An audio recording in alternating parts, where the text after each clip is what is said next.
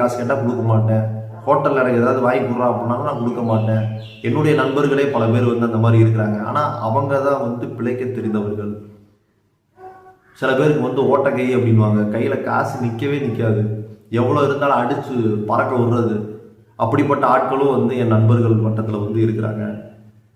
So அவங்க எல்லாத்துக்குமான பதிவு தான் வந்து இது.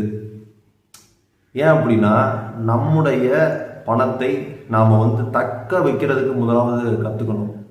அப்படி இருந்தால் மட்டுமே நம்மளால் வந்து சேமித்து எந்த ஒரு எமர்ஜென்சி சுச்சுவேஷன்லையும் நம்மளால் தாக்கு பிடிக்க முடியும். அப்படி இல்லை அப்படின்னா நமக்கு பெரிய மன உளைச்சலை வந்து ஏற்படுத்திவிடும். அந்த வாழ்க்கையோட டேர்னிங் பாயிண்ட்டே எதை டிசைட் பண்ணி இருக்குது அப்படின்னா பணத்தை டிசைட் பண்ணி தான். பணம் இருந்தால்தான் உங்களுக்கு மதிப்பு.